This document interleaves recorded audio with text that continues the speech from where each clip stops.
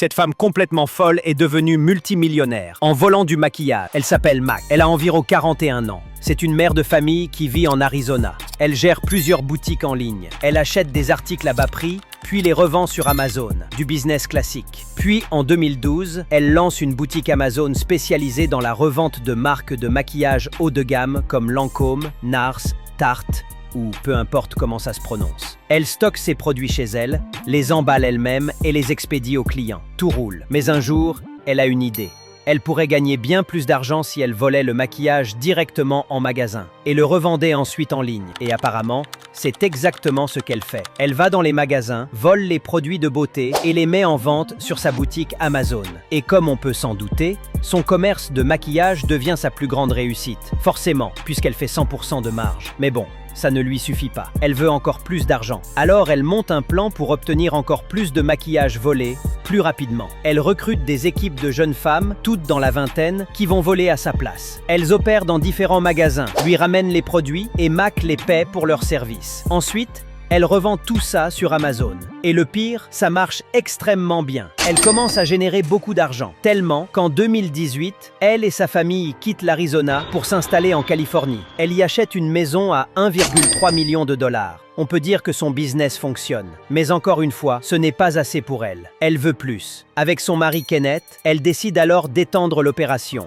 Il trouve d'autres jeunes femmes, toujours dans la vingtaine, souvent avec de longs casiers judiciaires, pour rejoindre l'équipe. Mac les surnomme les California Girls, et c'est comme ça qu'on va les appeler. Mac s'assure qu'elles soient bien formées. Elle leur envoie des instructions par Facebook, WhatsApp ou d'autres applications de messagerie. Elle leur fournit même des listes détaillées de produits à voler. Les filles vont ensuite dans des boutiques comme Sephora, Ulta, etc. et commencent à remplir discrètement leur sac à main. Et pendant qu'elles volent, Mac les suit à distance, leur envoie des messages pour s'assurer qu'elles récupèrent bien chaque article. Elle est plutôt dure comme chef, mais son réseau est efficace, car pendant un moment, aucune d'entre elles ne se fait attraper. Et comme ça marche bien, elle leur demande même de recruter leurs amis criminels, un peu comme un business de marketing pyramidal.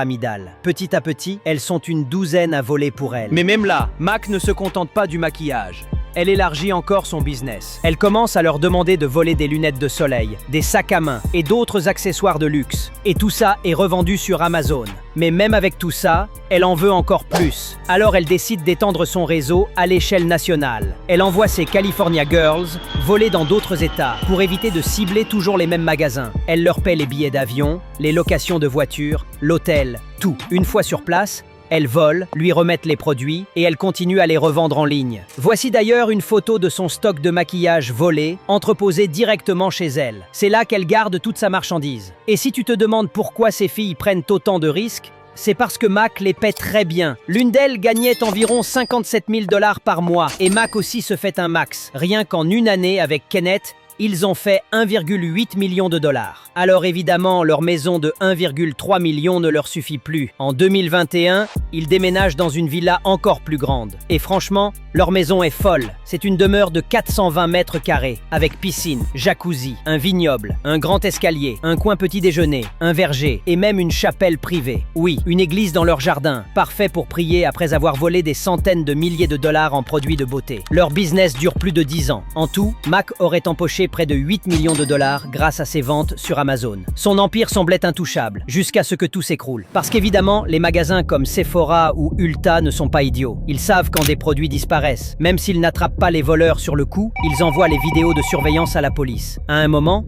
la police routière de Californie et la sécurité intérieure commencent à enquêter. Ils visionnent des images de vidéosurveillance, repèrent certaines California Girls et réussissent à en identifier 2. Puis, en 2023, ces 2 filles tentent de voler à nouveau dans un magasin Ulta. Elles sortent avec leur sac plein de maquillage volé. Et là, la police surgit. Elles se font arrêter sur place. La police obtient un mandat pour fouiller le téléphone de l'une d'elles. Et là, ils tombent sur tous les messages de Mac, avec ses consignes précises, ses listes de produits à voler. Et donc, Mac est arrêtée. Voici une photo d'elle au moment de son arrestation. Kenneth aussi est arrêté. Voilà également une photo de lui au moment où il se fait embarquer. Tous deux acceptent un accord de plaider coupable. Kenneth est condamné à 5 ans de prison, Mac aussi. Ils sont obligés de vendre leur grande maison pour rembourser Ulta et Sephora. Quant aux California Girls, on ne sait pas exactement ce qui leur est arrivé, mais on peut imaginer qu'elles ont coopéré avec la police pour éviter de lourdes peines.